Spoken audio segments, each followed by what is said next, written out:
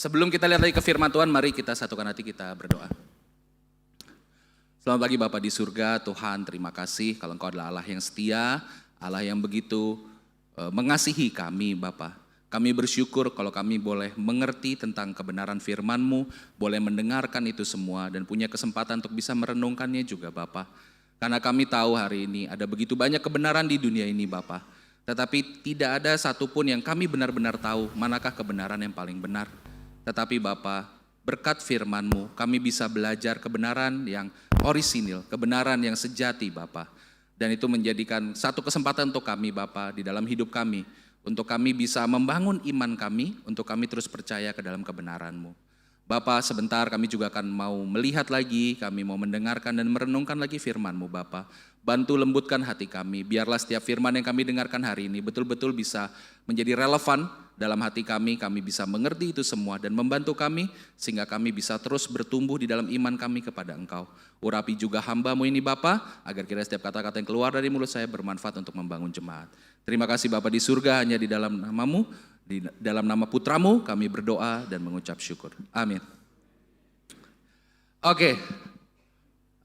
Tema kita bulan ini adalah The Spring of Living Water yang diambil dari Yeremia 17 ayat yang ke-13 ya, tentang sumber air yang hidup.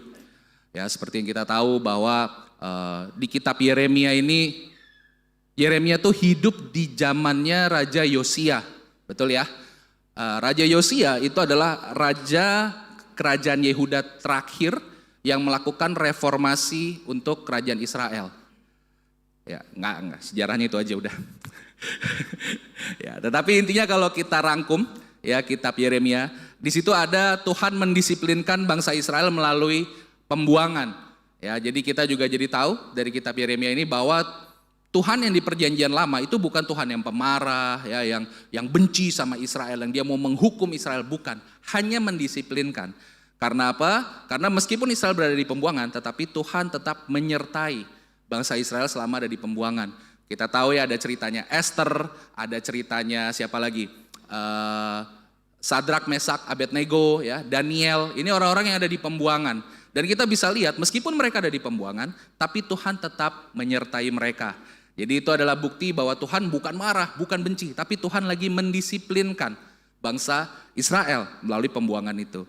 Dan yang terakhir, Tuhan juga memberikan penguatan melalui pengharapan kepada bangsa Israel, sehingga bangsa Israel pada saat di pembuangan mereka nggak kayak hilang arah, ya nggak tahu masa depannya mau kemana, harus apa. Tuhan kasih lewat janji-janjinya. Nah, ini adalah janji-janji Tuhan kepada Israel melalui Nabi Yeremia. Yang pertama tentunya adalah mengembalikan Israel dari pembuangan, memulihkan Israel, kemudian juga akan ada Mesias ya yang lahir dari keturunan Daud, dan yang terakhir Tuhan berjanji akan memberikan hati yang baru.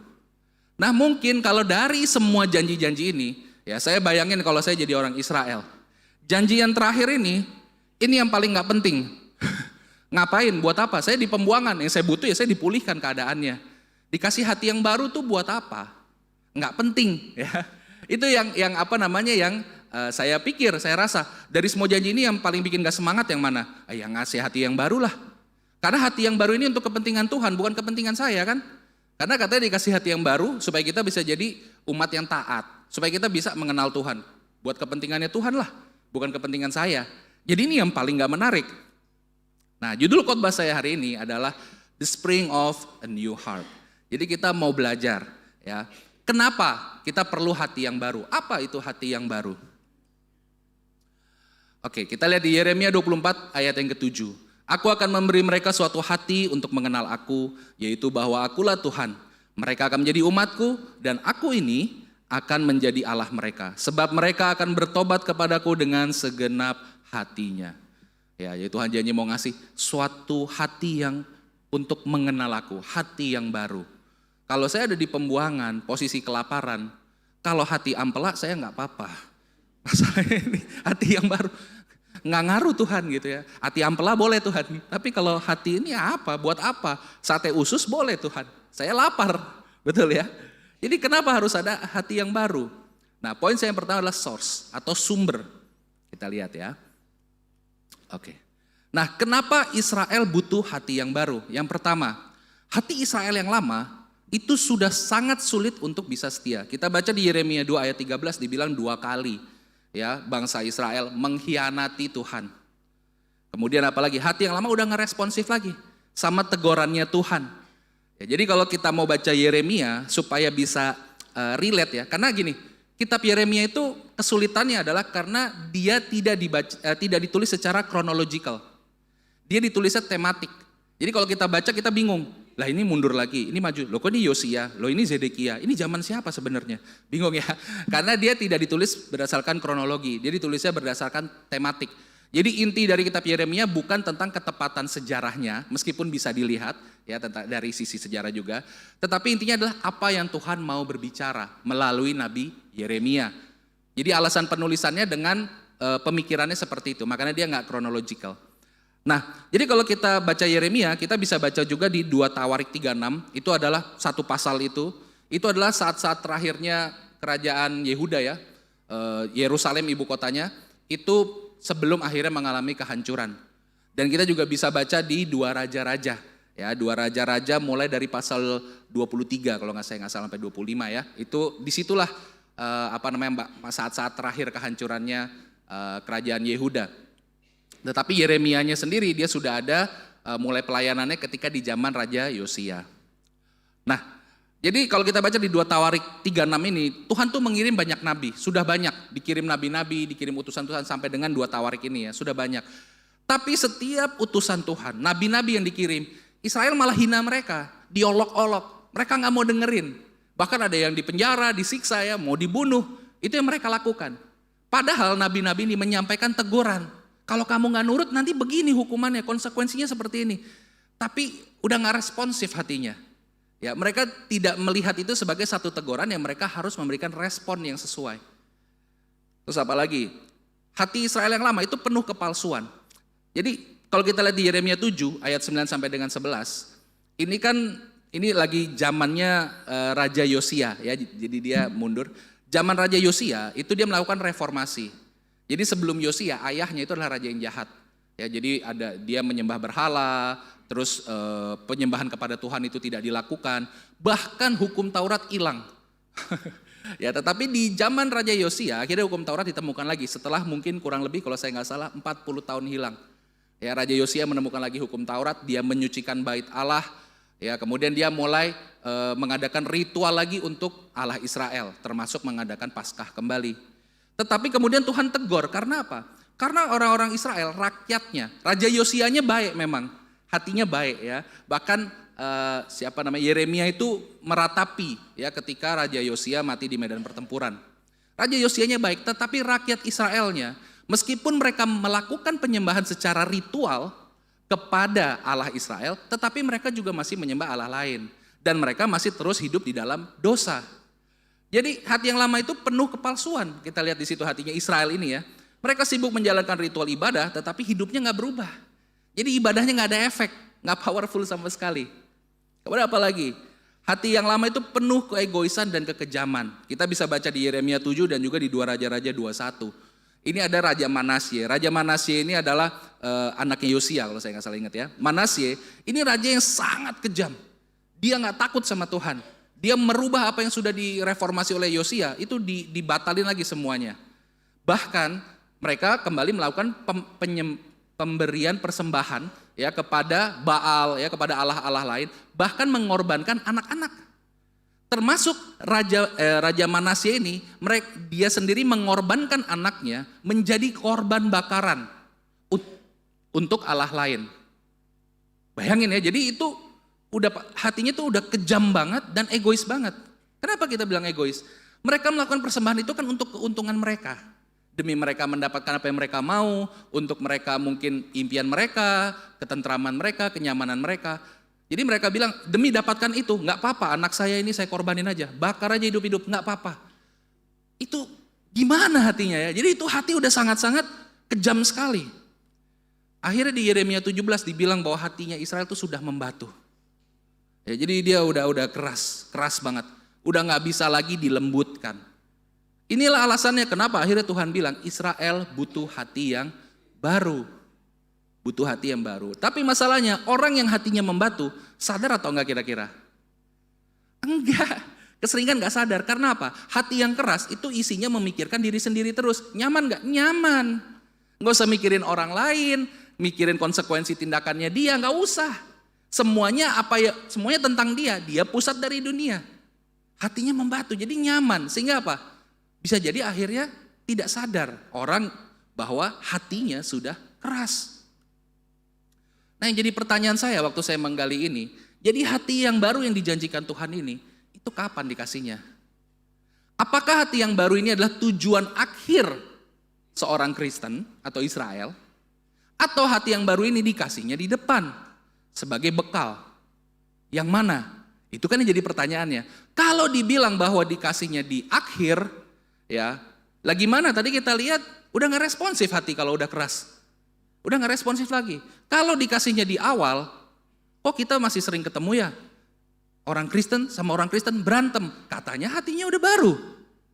Kok ada orang Kristen di penjara, katanya hatinya udah baru. Kok ada orang Kristen mencuri, katanya hatinya udah baru. Jadi di mana? Kapan dikasihnya hati yang baru ini? Itu jadi perenungan saya jadi bertanya-tanya gitu ya.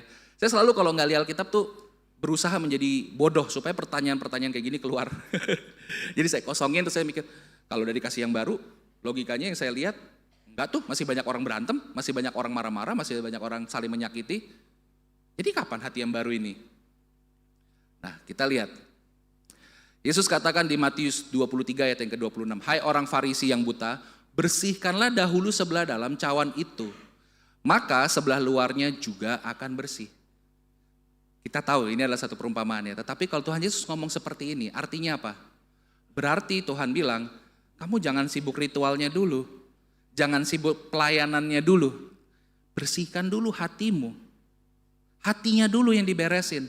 Jangan ngomongin mau pelayanan apa, jangan ngomongin mau ibadahnya di mana, mau ritualnya seperti apa. Gak usah ngomongin itu. Bagian dalamnya dulu. Artinya hati yang baru ini adalah bekal. Ini bukan tujuan akhir dari seorang Kristen, tapi justru bekal untuk kita murid-murid Yesus, untuk orang-orang Kristen, supaya kemudian bagian luar kita akhirnya menjadi bersih juga. Nah, sekarang kita lihat apa yang terjadi jika kita mencoba taat kepada Allah tanpa punya hati yang baru. Apa yang terjadi ya? Nanti yang tadi kita akan bahas juga tentang kalau benar dikasihnya di awal, kenapa masih banyak orang Kristen yang seperti itu ya yang tadi kita bahas. Oke, apa yang terjadi saat kita mencoba taat dan memiliki hati yang baru? Kita tahu bahwa untuk mentaati Tuhan itu kita sama aja menaati hukum Taurat.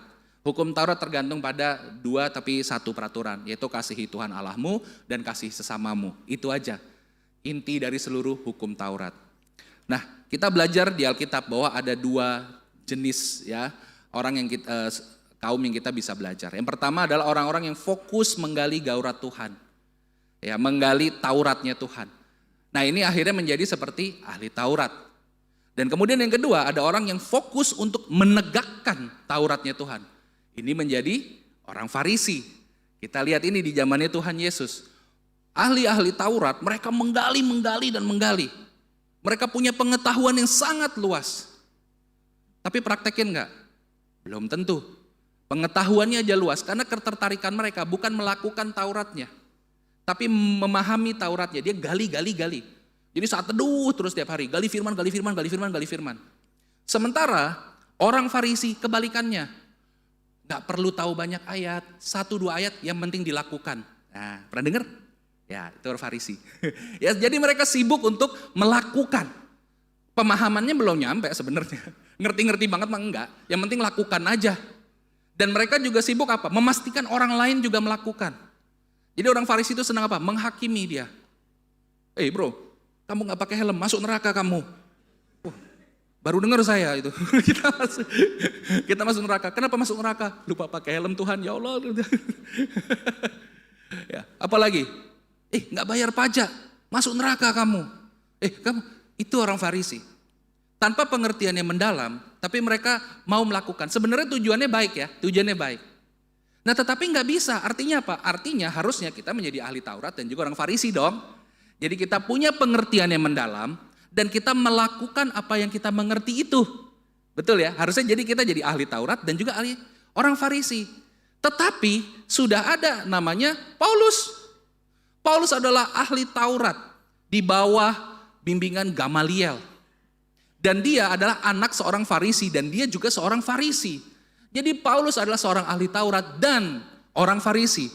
Apa akibatnya? Paulus, waktu dia belum punya hati yang baru, yang terjadi adalah Paulus justru melakukan dosa. Karena gak mengenal Allah. Dia pikir dia melayani Allah, tapi yang dia lakukan, dia justru, apa kata Yesus? Menganiaya aku, kata Yesus. Menganiaya jemaat. Dipikirnya Paulus, dia melakukan kegiatan buat Tuhan. Tapi ternyata menganiaya jemaat. Inilah alasannya kenapa kita butuh hati yang baru itu. Tanpa hati yang baru, ya sebaik-baiknya kita menjadi orang Kristen, kita hanya akan menjadi the next ahli Taurat dan orang Farisi. The next Paulus sebelum dia bertobat. Orang sering sebutnya Saulus, padahal itu cuma masalah mau pakai bahasa Yunani apa bahasa Ibrani aja. Yunani ya Paulus, Ibrani ya Saulus. Ya. Nah artinya apa? Artinya kita butuh banget dong hati yang baru ini. Karena tanpa hati yang baru nggak bisa. Kita untuk bisa mengenal Tuhan tuh nggak bisa. Wadid gali firmannya dalam. Ahli Taurat. Ahli Taurat. Ahli Taurat selamat? Enggak. Ular beludak kalau kata Yohanes. Cuman ini anaconda agak gedean.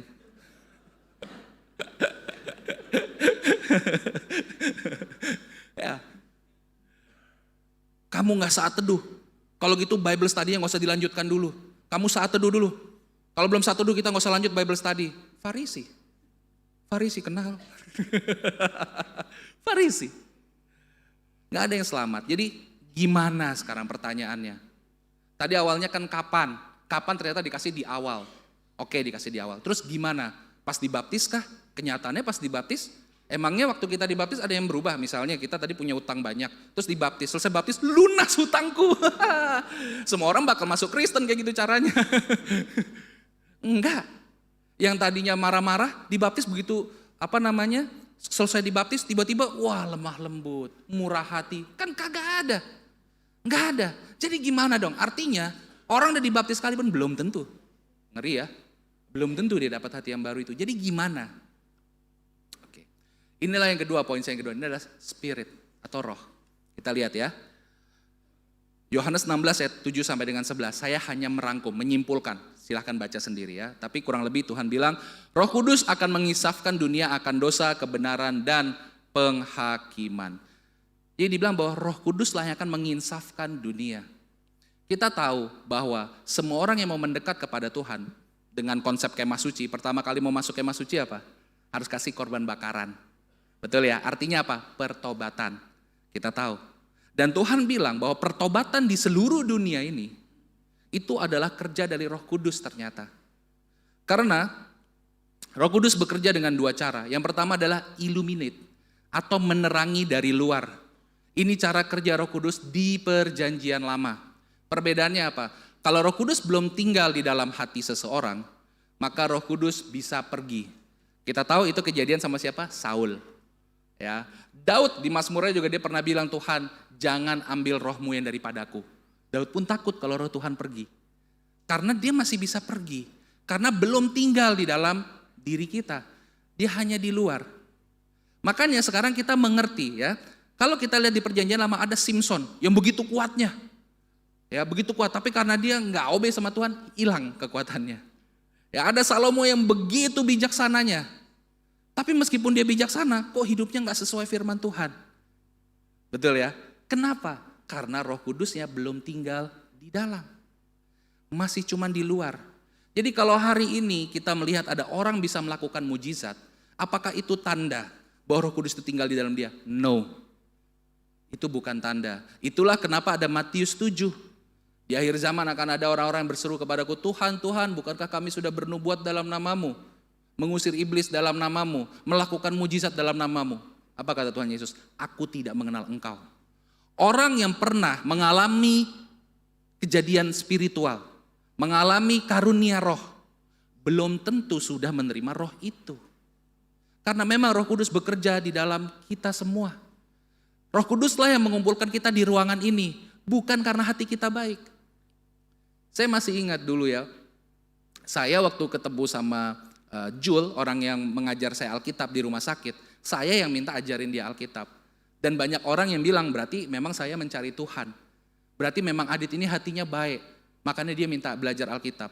Nanti dulu saya mau belajar Alkitab supaya usaha saya gak bangkrut. Itu dulu, dan itu penting buat saya, apapun akan saya lakukan. Nanti dulu. Tapi Tuhan pakai ego saya, pakai kekhawatiran saya untuk kemuliaannya dia akhirnya. Somehow Roh Kudus itu bekerja. Ya, jadi hari ini pun Roh Kudus masih bekerja nggak? Masih. Nah, cara yang kedua baru ini yang indwell. Jadi Roh Kudus menetap di dalam kita. Kita bisa lihat ini di Yohanes 14 ayat 16 sampai dengan 17. Dan ketika Roh Kudus sudah menetap di dalam kita, dia tidak akan pergi lagi. Nggak akan. Dan dia akan memperbaharui dari dalam. Dan dia tidak akan gagal. Tidak akan gagal. Karena itulah dibilang keselamatan itu tidak akan hilang. Kalau Roh Kudus itu kemudian sudah tinggal di dalam diri kita. Apa perbedaannya? Kenapa di orang yang satu Roh Kudus hanya menerangi, di orang yang satu Roh Kudus menetap di dalamnya? Perbedaannya adalah yang satu belum punya iman. Belum ada pertobatan yang orisinil. Yang satunya sudah ada imannya. Dan dia punya pertobatan yang memang orisinil. Bapak, Ibu, Brother, Sister semua, hari ini kita jadi orang Kristen. Karena ada kematian Kristus di atas kayu salib. Setelah 3 hari kemudian dia bangkit. Itulah alasannya akhirnya kita bisa menjadi pengikut Kristus. Tapi syarat untuk menjadi pengikut Kristus adalah bertobat dan memberi diri dibaptis. Pertobatan kita itu kunci. Pertobatan kita itu adalah bukti dari iman kita. Pertobatan kita itu kunci yang menentukan. Kalau nggak orisinil, kalau kita tidak benar-benar bertobat, nggak ada itu hati yang baru. Tapi kalau pertobatan kita benar, maka Tuhan akan kasih Roh Kudusnya. Dan hati kita pun akan diperbaharui. Dan Roh Kudus ini akan memimpin hati kita. Yeremia 5 ayat yang ketiga. Ya Tuhan, tidakkah matamu terarah kepada kebenaran? Engkau memukul mereka, tetapi mereka tidak kesakitan. Engkau meremukkan mereka, tetapi mereka tidak mau menerima hajaran. Mereka mengeraskan kepalanya lebih daripada batu, dan mereka tidak mau bertobat. Pernah gak kita melihat orang ya, kita udah lihat jelas banget nih. Ini orang main-main sama dosa loh. Kita tegur, ada aja alasannya. Ada aja pembenarannya buat dia sendiri. Itulah yang terjadi di zamannya Yeremia juga sama. Yeremia pun sampai bingung. Udah dihajar habis-habisan. Israel tuh mengalami kelaparan ya. Diserang sama bangsa-bangsa. Bahkan kerajaan Yehuda itu melihat bagaimana kerajaan Samaria, Israel utara ya, kerajaan utara, itu dihancurkan oleh Asyur. Mereka lihat itu. Tapi gak gerak loh hatinya loh. Mereka tetap gak mau tobat loh. Nah, seperti apa pertobatan yang sejati sebetulnya? Pertobatan yang orisinil menurut Alkitab, itu yang kayak gimana sih? Kita belajar dari Yesus. Yesus pernah kasih satu perumpamaan tentang kisah anak yang hilang. Ya, saya singkat aja ya, saya yakin kita udah tahu. Jadi ada seorang ayah punya 2 orang anak, ayah ini kaya raya. Si anak bungsunya ini ya, si anak bungsunya itu suatu hari gak tahu dia kerasukan, mungkin saking hatinya udah keras ya. Jadi dia bilang, "Bapak, aku mau warisan bagianku dong, aku mau terima sekarang, habis itu aku mau pergi." Dan itu akhirnya dikabulkan sama bapaknya. Singkat cerita dia pergi, dia hura-hura. Dia habiskan harta warisan ayahnya. Dia pesta pora, dia senang-senang ya. Sehingga akhirnya uang itu habis. Ketika uang itu habis, dia mulai mengalami kesulitan ya secara finansial. Nggak lama di kota tempat dia berada itu, bangsa itu mengalami kelaparan besar. Akhirnya anak ini dia mulai bekerja jadi pengurus babi. Dan dia memohon-mohon, boleh gak saya makan bareng babi-babi ini. Saking dia lapar. Tapi gak ada satupun tuan yang mau kasih izin dia untuk makan bareng sama babi-babi ini. Minta makanannya babi gak boleh. Mungkin tuannya takut, nanti kamu makan makanannya lauknya babi saya. Nah itu mungkin dia takut itu. Ntar babi saya dijadiin lauknya gitu ya. Nggak mau, jadi nggak ada yang mau ngasih. Akhirnya anak ini kelaparan. Nah, kita lihat ini lanjutannya ya di Lukas 15. Ya, ayat 16. Lalu ia ingin mengisi perutnya dengan ampas yang menjadi makanan babi itu. Tetapi tidak seorang pun yang memberikannya kepadanya. Lalu ia menyadari keadaannya, katanya, betapa banyaknya orang upahan Bapakku yang berlimpah-limpah makanannya. Tetapi aku di sini mati kelaparan. Jadi ini poin pertamanya ya. Si anak itu dia mulai sadar. Sadar apa? Salah keputusannya. Jalannya salah. Dia sadar dulu. Ketika seseorang melakukan pertobatan tanpa dia sadar apa yang salah, itu bukan pertobatan. Mungkin itu hanya cita-cita untuk apa? Saya ingin jadi orang yang lebih baik.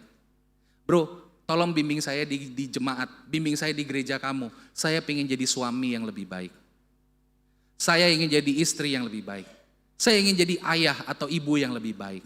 Saya ingin jadi pengusaha yang lebih baik. Intinya saya ingin jadi lebih baik. Itu bukan pertobatan. Karena dia nggak sadar apa-apa. Kita lihat lanjutannya lagi ya. Ayat 18 sampai dengan 19. Aku akan bangkit dan pergi kepada Bapakku dan berkata kepadanya, Bapa, aku telah berdosa terhadap surga dan terhadap Bapa. Aku tidak layak lagi disebutkan anak Bapa. Jadikanlah aku sebagai salah satu orang upahan. Dia bilang, yang pertama dia bilang, oke, saya salah. Saya akan menarik saya akan menjilat ludah saya. Saya akan kembali lagi ke rumah Bapakku. Aku mau pulang. Yang kedua, dia sadar habis itu apa? Dia mau mengakui dosanya. Aku pulang, aku sadar aku salah. Aku akan kembali. Tetapi ketika dia pulang, dia bilang, aku udah gak layak lagi disebut jadi anak. Itu hatinya. Artinya si anak yang hilang ini sudah siap. Kalau dia pulang ke rumah bapaknya, akhirnya cuma disuruh makan dari ampas makanannya babi, enggak apa-apa. Karena memang saya sudah tidak layak. Karena saya telah berdosa. Lihat ya sikap hatinya ya, beda banget. Beda banget, dia udah sadar, dia salah dan dia siap menerima konsekuensinya apapun itu. Hanya saja tolong terima saya. Itu kan? Dan Tuhan mau terima kita. Tetapi, jadi kalau hari ini orang datang ke Tuhan, karena apa? Soalnya di tempat saya lapar. Jadi saya mau balik ke tempat dia lah. Supaya saya bisa dapat makanan yang banyak. Itu contohnya siapa? Si sulung, kakaknya. Waktu si adiknya pulang, bapaknya nyambut dia. Kemudian sembelih lembu. Diadain pesta besar. Sulung marah. Saya selama ini setia di sini, kamu gak pernah potongin lembu buat saya. Kamu suruh saya ke ladang, saya ke ladang. Kamu suruh saya ke sana, saya ke sana. Semua yang kamu suruh ke saya lakukan. Saya nggak pernah ngelawan. Kok kamu nggak pernah adain pesta buat saya? Berarti dia lakukan itu semua karena apa? Dia mau dapat pesta. Bukan karena dia kenal bapaknya. Bukan karena dia butuh bapaknya. Bukan karena dia mengasihi bapaknya. Bandingin sekarang hatinya si bungsu. Menariknya Tuhan kasih perumpamaan ini. Dua adik kakak ini ada di satu rumah yang sama. Buat saya, Tuhan lagi bicara tentang apa? Gereja. Kita bisa sama-sama pelayanan, tapi hati kita belum tentu sama. Kita bisa sama-sama dipakai Tuhan, menjadi inspirasi untuk orang lain. Orang terinspirasi melihat pelayanan kita, karena pelayanan kita. Tapi belum tentu Tuhan ada di hati kita. Karena Roh Kudus bekerja dengan dua cara tadi. Hari ini bisa saya khotbah, orang tertusuk, thank you bro, khotbah kamu bagus. Belum tentu Roh Kudusnya tinggal di dalam hati saya. Belum tentu. Bisa jadi hati saya masih keras, belum dikasih hati yang baru. Tapi selama kita masih bangun dari tidur kita, besok, berarti Tuhan masih bilang apa? Aku percaya kamu bisa tobat nak. Tuhan masih mau kasih kesempatan. Yuk 1 hari lagi. Hari ini ambil keputusan yang benar ya. Yuk 1 hari lagi, hari ini tobat ya, pulang ya. Itu. Jadi pertobatan itu bukan karena ingin jadi orang yang lebih baik. Saya mau jadi Kristen biar apa? Ya biar lebih dekat sama Tuhan. Kamu mau, emang Tuhan mau? Kamunya mau dekat-dekat sama Tuhan, Tuhan emang mau? Belum tentu. Emang kau pikir kau siapa? Ingin jadi orang yang lebih baik. Ini bukan pertobatan. Kita fokus ngerubah, tadinya marah-marah, sekarang gak marah-marah. Iya, di gereja. Pas kita ke rumahnya ketemu anaknya ke gereja aja gak mau. Apa-apa itu. Baca ayat aja, doanya panjang bener, saya sampai ngantuk gak selesai-selesai. Tapi apa? Mana? Gak ada satupun yang dia khotbahin dilakuin. Tuh. Artinya pertobatannya belum asli. Artinya palsu. Artinya itu orang itu masih sibuk dengan bagian luar dari cawan. Itu yang tadi Tuhan Yesus tegur untuk orang Farisi. Sibuk bagian luarnya. Bagian dalamnya gak dibersihin. Pertobatan itu seharusnya karena kita ingin kembali kepada Tuhan. Karena kita udah tahu, saya salah. Tuhan, saya gak tahu apa-apa. Saya mau pulang. Bentuk saya. Tolong ubahkan hati saya. Kasih saya hati yang baru Tuhan. Saya mau mulai lagi dari nol. Saya mau tinggalin semuanya. Saya mau kembali ke kamu Tuhan. Itu baru namanya pertobatan. Itulah pertobatannya si anak yang hilang ini. Dia tidak berharap dia diterima sebagai anak lagi. Jadi orang upahan deh. Enggak apa-apa katanya. Jadi hambanya aja. Jadi babunya ayahku aja. Enggak apa-apa. Jadi seorang yang memiliki pertobatan yang sejati, dia siap menyangkal diri untuk kembali ke Yesus. Apapun itu. Rokok, kecil. Duit, oke, tinggalin. Pekerjaan-pekerjaan yang melanggar hukum Tuhan, tinggalin. Apapun akan dia lakukan, dia akan sangkal keinginannya. Dia akan sangkal dirinya. Saya mau balik ke Tuhan, pokoknya saya mau balik ke Tuhan. Apapun caranya, saya mau kembali lagi ke Tuhan. Dia siap memikul salib. Karena apa? Waktu dia menyangkal dirinya, dia mau berhenti, misalnya dia mau berhenti merokok, atau tadinya narkoba, dia mau berhenti narkoba, dia mau berhenti kecanduan alkohol. Pastikan keinginannya masih di situ. Dia siap untuk apa? Terus pikul salibnya, itu jadi bagian, jadi konsekuensi yang harus dia tanggung dalam hidupnya. Tapi dia gak takut. Yang penting saya bisa kembali kepada Yesus. Yang penting saya bisa kembali kepada Tuhan. Orang itu akan siap meninggalkan segala sesuatunya untuk kembali kepada Yesus. 3 poin ini sebenarnya, dari mana saya dapatnya? Tuhan Yesus yang bilang, setiap orang yang mau datang kepada aku, ia harus siap menyangkal dirinya, memikul salibnya, dan mengikut aku. Sebenarnya Tuhan ngomong itu, Tuhan lagi ngomong, kalau pertobatanmu belum sampai di level ini, kamu belum tobat. Tuhan gak peduli kita mau dibaptis dengan gaya apa, nungging, tayang, apa dilelep ini bisa 3 jam gitu ya, gak diangkat-angkat. Gak peduli. Yang Tuhan pengen lihat adalah bagian dalam cawannya gimana. Bukan berarti saya bilang baptisannya gak penting, bukan itu poin saya. Tapi baptisan itu adalah bentuk ketaatan kita. Itu adalah bagian luar cawannya, tetap penting, tetap perlu dibersihkan. Bagian luar cawan. Tetapi yang dalamnya ini, itu yang paling utama. Kita lihat, kematian Kristus itu hanya menebus, kematian Kristus itu menebus hukuman kekal. Kita semua manusia itu sudah jatuh dalam dosa. Jadi upah kita harusnya maut, harusnya kita tuh binasa. Nggak ada itu janji di kehidupan di kerajaan Allah itu nggak ada harusnya. Karena kita semua nggak layak. Tapi karena Yesus mati di atas kayu salib, dia udah tebus itu. Sehingga kita bisa pulang ke rumah. Kita bisa masuk ke dalam kerajaan Tuhan. Tetapi konsekuensinya nggak dihapus. Makanya yang punya hutang tetap ada hutang. Yang gak bisa ngatur keuangan tetap gak bisa ngatur keuangan. Karena ada konsekuensinya. Yang pemarah ya tetap marah-marah. Yang perokok gak tiba-tiba kemudian dia jadi gak pengen ngerokok. Tetap pasti pengen ngerokok. Itu adalah konsekuensi dari hidup yang lama. Kenapa Israel dibuang? Itu konsekuensi. Jadi kitab Yeremia itu sebetulnya juga kasih tahu kita bentuk pertobatan yang sejati itu seperti apa. Gimana cara roh Tuhan bekerja. Kita semua hari ini itu lagi menanggung konsekuensi dari cara hidup kita yang lama. Hari ini kita semua tanpa terkecuali.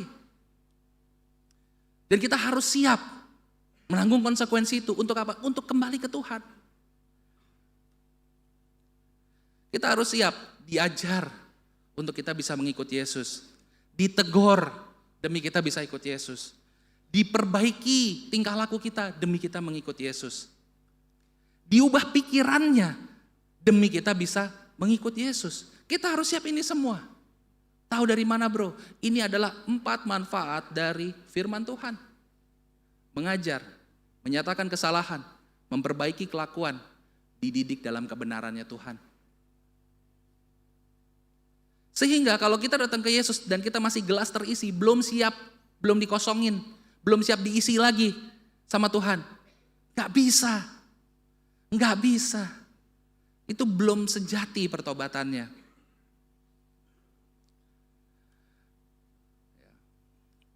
Saya sharing sedikit.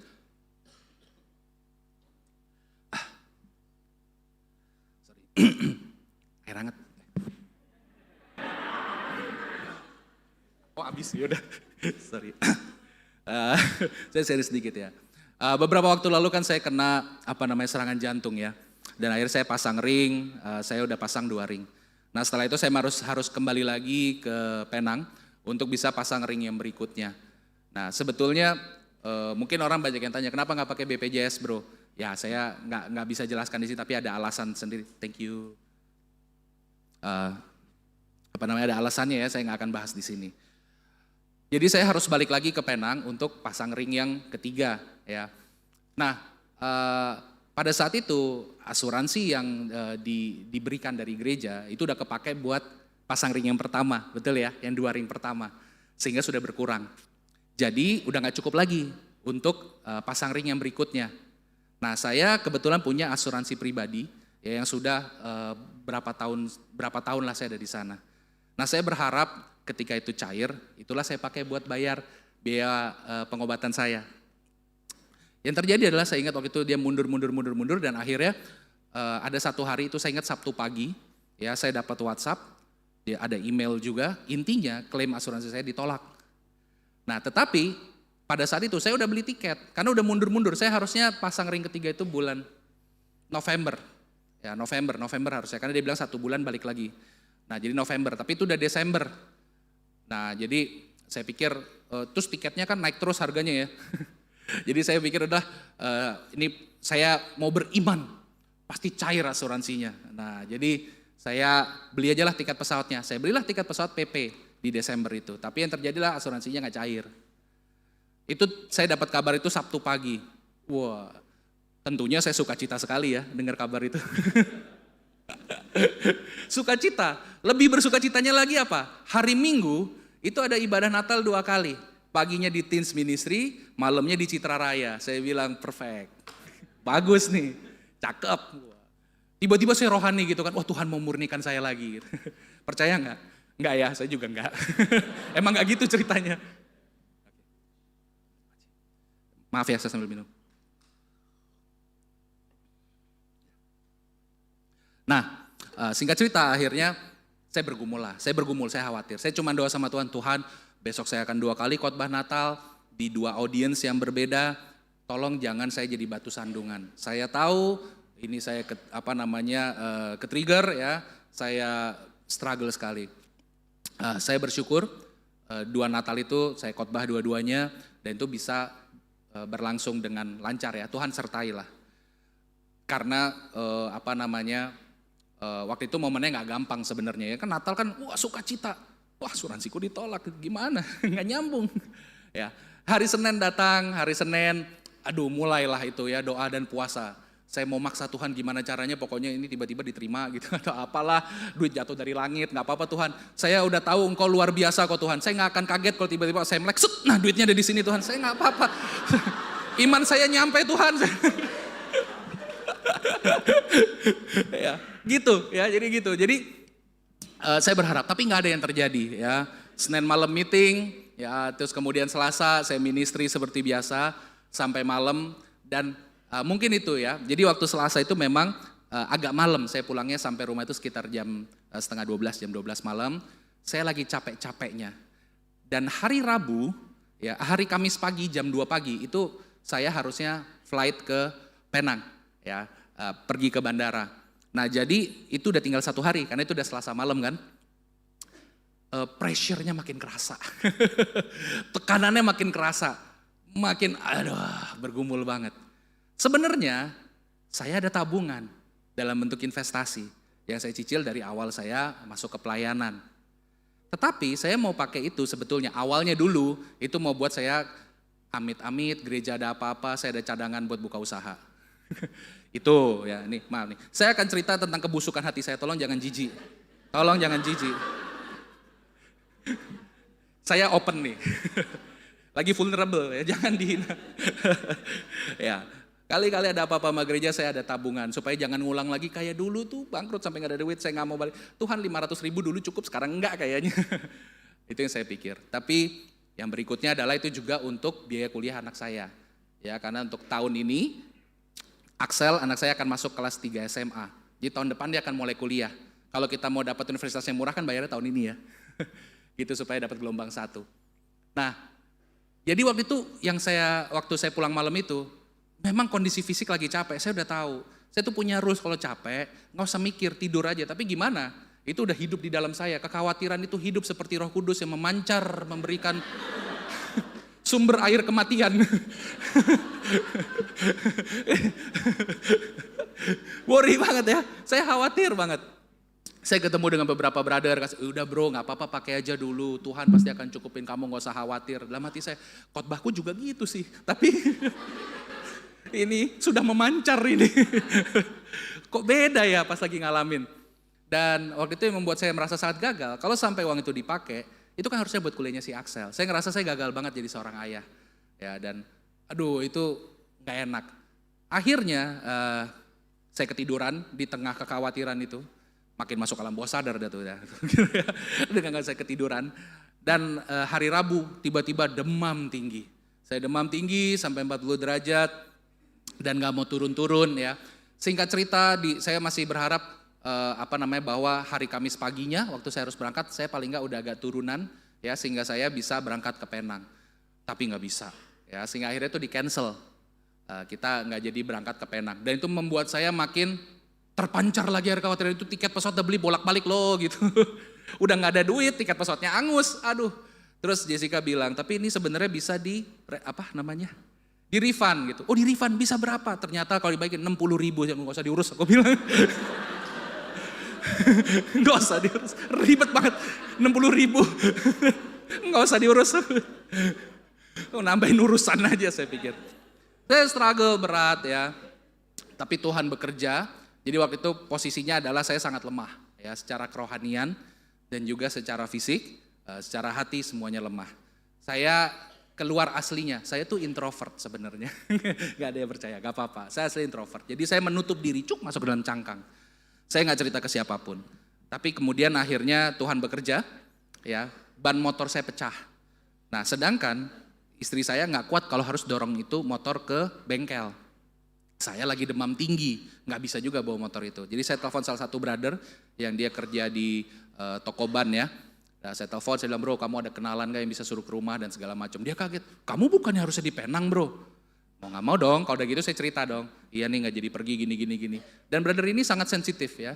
Sensitif bukan ke hati saya, tapi ke pergumulan saya. Jadi sensitif gini, angus dong tiketnya. Nah itu dia, jangan dibahas. Justru itu masalahnya.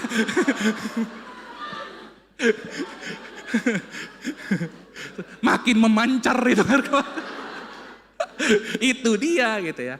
Tapi waktu itu gak tahu ada dorongan, saya mulai cerita saya lagi khawatir, gak ada biaya buat operasi dan lain sebagainya. Terus dia bilang saya mau visit boleh gak?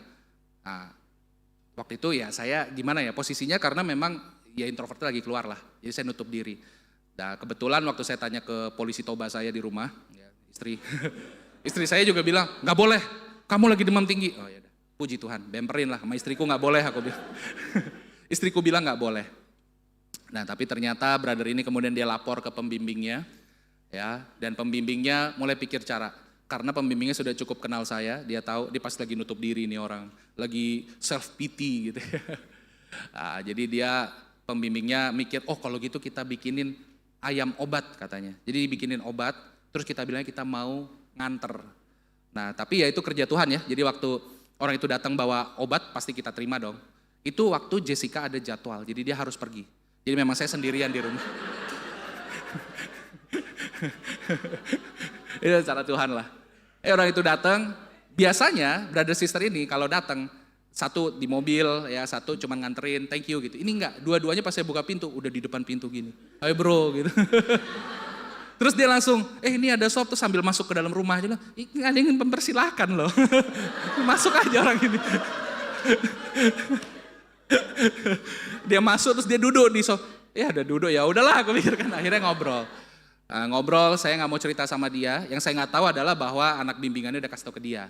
Saya ada pergumulan, jadi dia mulai gali. Wah, saya bersyukur ya waktu itu di Citra Raya kita sempat ada LCM. Nah pasangannya salah satu yang brother itu bertumbuh dalam ilmu konseling. Jadi saya dikonseling di situ tanpa saya sadari. Wah, bersyukur saya.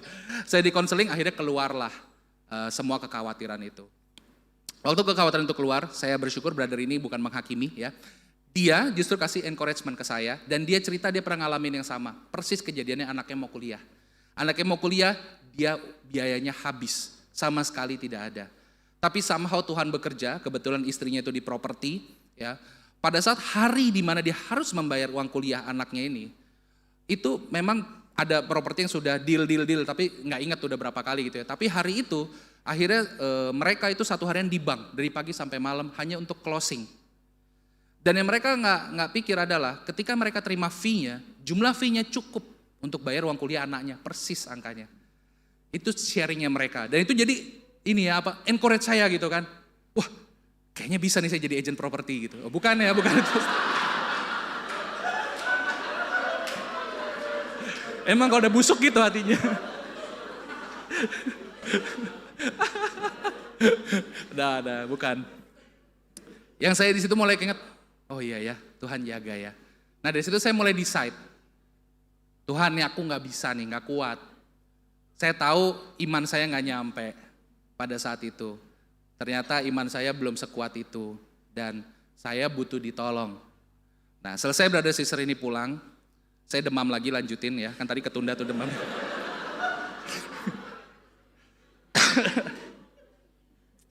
Tapi pada saat demam itu kan, kalau demam itu kan kadang kita antara ini melek apa tidur gitu, tengah-tengah gitu ya. Saya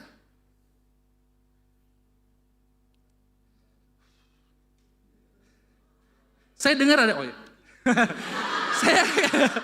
saya seperti dengar ada suara Tuhan, dia bicara sama hati saya. Itu tuh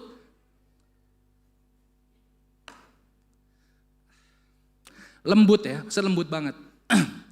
Tuhan bilang gini, Dit, itu tabungan lu kan gue yang kasih. Gue yang kasih tabungan lu. Terus sekarang lu mau gantungin hidup lu di situ.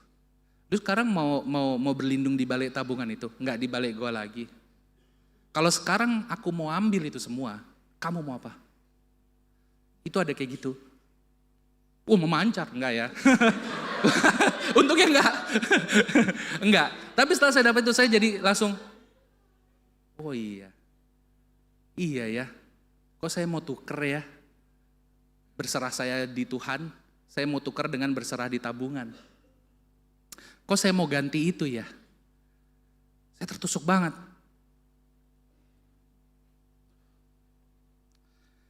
Hancur ya, maksudnya waktu hancur banget. Akhirnya saya memutuskan enggak, saya harus balik. Saya harus tobat. Jadi saya mulai buka Alkitab, saya mulai baca. Cuman emang dasar hati masih busuk, saya ketiduran. Di tengah-tengah lagi membaca kitab itu. Tapi waktu saya ketiduran itu, waktu bangun saya fresh, saya langsung bilang ke Jessica ya. Aku tadi gini cerita panjang lah. Terus aku bilang, aku sekarang mau ambil langkah iman untuk pertobatan saya. Jadi waktu itu saya sadar bahwa saya harus balik dan itu harus dalam bentuk iman. Bukan sekedar keputusan di kepala saya. Karena saya tahu saya dihajarnya habis-habisan sama iblis. Dan saya gak mau terus-terusan jadi budaknya iblis. Ya jadi budak dosa.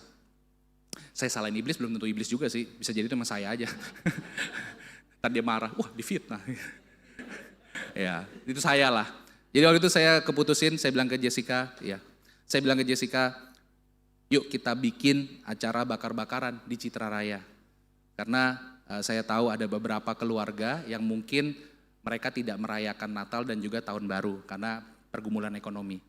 Jadi saya bilang, saya sekarang mau tabungan ini bukan untuk aksel kuliah, bukan cuma sekedar untuk kesehatan saya mau ini jadi, karena ini Tuhan yang kasih, saya mau ini jadi berkat buat orang lain.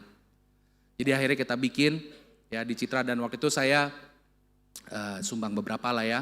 Dan yang saya tertusuk adalah ternyata banyak banget yang datang. Pada waktu itu saya pikir cukup keluarga-keluarga kecil aja yang memang kita sudah berharap keluarga ini harus ada. Tapi ternyata banyak yang datang, bahkan ada keluarga-keluarga yang semuanya itu mereka potluck ya, bawa makanan. Jadi berlimpah sekali makanannya. Dan itu jadi satu sukacita banget waktu saya lihat itu. Terus habis itu saya juga bilang sama istri saya, kita tuh sering ditegur urusan baju loh. Yuk kita beli baju yuk. Kita nggak pernah beli baju. Kita pergi ke mall, saya nggak ngerti fashion kan. Beli yang mana? Saya ngeliat gambar-gambar itu ada gambar-gambar. Oh tuh cantik, udah sambil aja.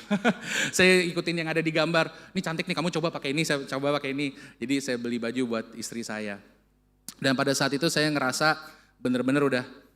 Akhirnya saya ada insight ya waktu itu pas malam tahun baru. Ya kita lagi ngobrol dan segala macam. Saya dapat insight gini. Bahkan kan saya khawatir untuk kuliah anak saya. Tapi saya insight-nya adalah bahkan sebelum saya tahu Jessica hamil, Tuhan sudah mengenal Axel, anak saya. Dia jauh lebih mengasihi Axel daripada saya mengasihi Axel. Kasihnya Tuhan jauh lebih sempurna untuk Axel daripada kasih saya untuk dia. Rancangannya Tuhan jauh lebih sempurna daripada rancangan saya untuk dia. Dan itu jadi salah satu insight yang saya khotbahin juga kemarin tentang bahwa Daud, waktu dia diurapi Tuhan, itu dia masih kecil. Tapi nggak langsung jadi raja. Setelah itu dia harus lewati proses pemurnian banyak. Saya akhirnya dapat iman dari situ. Imannya adalah begini.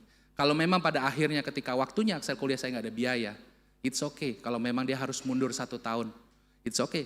Kalau mungkin dia harus kerja dulu, nabung dulu untuk dia bisa dapat biayanya. Karena mungkin itu baik buat dia. Itu bukan yang saya inginkan, itu akan menghancurkan hati saya, tapi mungkin itu yang terbaik untuk dia. Saya ngomong sama Axel, sorry, uangnya papa harus pakai, papa harus pasang ring dan lain sebagainya. Saya bersyukur, ya pasti dia berat tapi kan gak ada pilihan ya. Mau saya usir emangnya.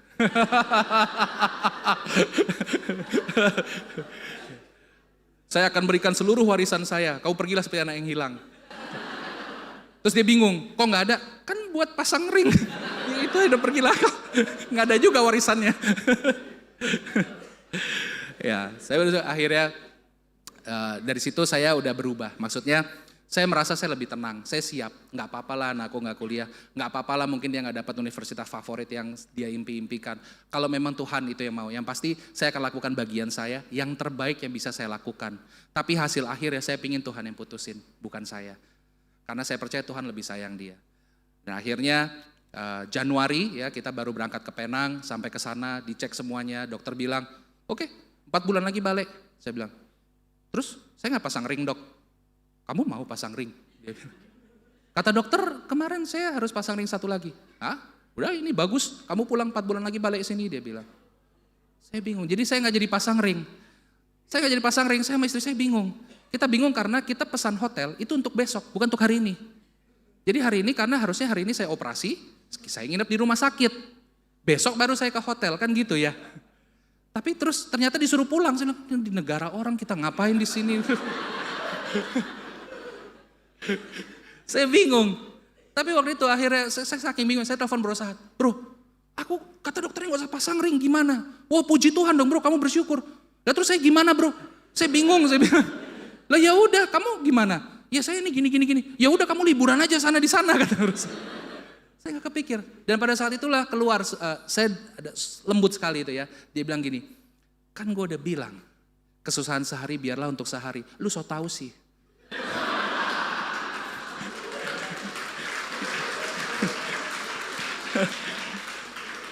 Tapi sebetulnya pada saat itu saya sudah siap. Ya, saya udah cari hutangan, saya udah dapat hutangan, dan saya udah siap pulang dari situ saya akan punya hutang harus saya cicil setiap bulan. Dan saya sama Jessica udah sepakat kita gak ada masalah sama sekali. Tapi ternyata Tuhan kasih lebih dari itu. Tapi maksud saya adalah bahwa Roh Kudus itu selalu bekerja dengan caranya. Karena sebelum brother yang tadi datang ke rumah saya, udah ada yang lain yang nasehatin saya. Tapi karena hatiku masih keras, gak bisa, saya gak dengar. Makanya hati-hati dengan pertobatan kita setiap hari. Setiap hari, hati-hati. Apakah hari ini kita lagi dipimpin sama Roh Kudus atau sama roh ketakutan?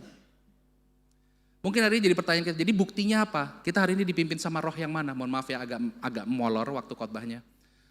Saya dipimpin dengan roh apa? Kita lihat di Yeremia 17.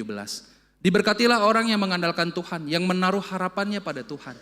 Ia akan seperti pohon yang ditanam di tepi air, yang merambatkan akar-akarnya ke tepi batang air, dan yang tidak mengalami datangnya panas terik, yang daunnya tetap hijau, yang tidak khawatir dalam tahun kering, dan yang tidak berhenti menghasilkan buah. Buktinya bahwa Roh Kudus ada di kita, kita hidup dipimpin oleh Roh. Mungkin kita nggak akan pernah tahu apakah Roh Kudus hanya menerangi atau tinggal di dalam kita. Tetapi kita bisa tahu apakah hidup kita hari ini dipimpin oleh Roh Kudus atau tidak. Buktinya dari mana? Dari buahnya. Poin saya yang terakhir adalah stream. Mengalir ya, menjadi satu aliran. Tuhan bilang di Yohanes 15 ayat yang kedua, setiap ranting padaku yang tidak berbuah dipotongnya, dan setiap ranting yang berbuah dibersihkannya, supaya ia berbuah lebih banyak. Jadi dari sini kita tahu bahwa semua orang Kristen yang hidupnya dipimpin oleh Roh, di dalam Yesus Kristus, dia pasti berbuah. Makanya Tuhan bilang yang tidak berbuah akan dipotong. Kenapa? Karena Kristus adalah pokok anggur yang benar, pokok anggur yang baik. Enggak mungkin orang enggak berbuah kalau nempel di dia. Pasti berbuah. Jadi kalau ada ranting yang nempel di situ tapi tidak berbuah, berarti ranting ini ranting palsu. Dia tidak benar-benar menempel, makanya dipotong dan dibuang. Perumpamaan yang sama Tuhan cerita tentang lalang dan gandum. Lalang dan gandum mirip. Siap. Lalang dan gandum mirip bentuknya, ya. Nggak bisa dibedain. Kapan bedainnya? Ketika tiba musim panen. Karena di situ akan kelihatan mana yang gandum, mana yang lalang. Begitu juga dengan perumpamaan pukat. Tuhan bilang, pukat dilabuhkan ke dalam laut. Ikan-ikan masuk ke situ ada banyak. Tapi kemudian malaikat di akhir zaman akan datang untuk memisahkan ikan yang baik dan ikan yang buruk. Akhirnya kita ingat Matius 7, 21, 23. Bahwa memang akan ada orang-orang di dalam jemaat. Meskipun dia bernubuat, lakukan mujizat, mengusir iblis, tapi belum tentu dia adalah ikan yang baik. Belum tentu dia adalah gandum. Bisa jadi dia adalah lalang. Bisa jadi dia adalah ikan yang buruk. Bisa jadi dia adalah ranting yang palsu, yang tidak berbuah, yang akan dibuang. Jadi Tuhan bilang di Matius 7 ayat 19 sampai dengan 20, setiap pohon yang tidak menghasilkan buah yang baik pasti ditebang dan dibuang ke dalam api. Jadi dari buahnya lah kamu akan mengenal mereka. Galatia 5 ayat 22 sampai 23. Di situ ditulis tentang buah roh. Inilah buah dari hati yang baru. Inilah buah ketika Roh Kudus memimpin hati kita. Hati kita akan memiliki buah. Hati kita akan menjadi lembut. Hati kita akan penuh sukacita, kasih, damai sejahtera, kesabaran, kemurahan, kebaikan, kesetiaan, kelemah lembutan, penguasaan diri. Hati kita akan sangat lembut dan siap dibentuk oleh Roh Kudus. Mau dibawa ke kanan, dibawa ke kiri, mau dikemanain pun bisa. Bukan lagi hati yang keras. Ini adalah buahnya dari hati yang baru. Inilah buktinya. Jadi kalau hari ini kita jadi sebagai jemaat, sebagai murid Yesus, coba kita introspeksi. Kita orang yang keras apa orang yang lembut? Bukan cara ngomongnya, hatinya. Kalau kita ditegur terima apa enggak? Kalau kita jatuh dosa, kita confess atau kita sembunyikan. Kalau kita udah tahu salah, kita tetap mau mengakui kesalahan kita dan bertobat, atau kita akan cari pembenaran. Itulah buktinya, itulah buah-buahnya, itu kita bisa lihat. Jadi hari ini, the spring of a new heart, ada 3 poin yang kita belajar. Pertama adalah source. New heart, hati yang baru, ini adalah sumber, ini adalah bekal. Ya. Ini adalah bekal yang dari Tuhan. Sumbernya adalah Tuhan. Sumbernya adalah kerja roh.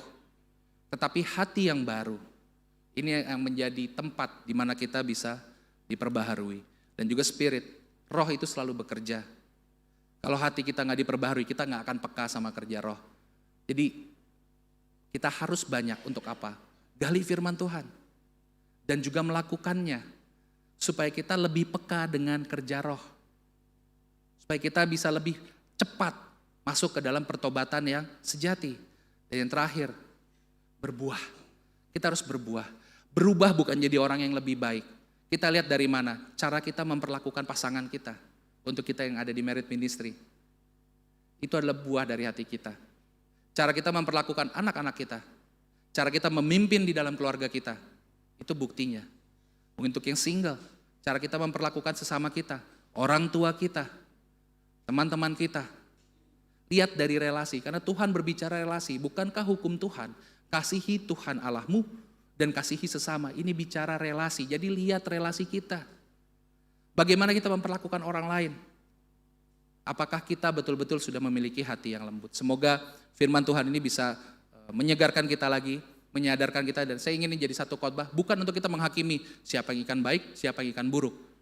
Tapi untuk kita bisa reflektif, saya ini ikan baik atau ikan buruk. Saya ini lalang atau gandum. Saya ranting yang berbuah atau tidak berbuah.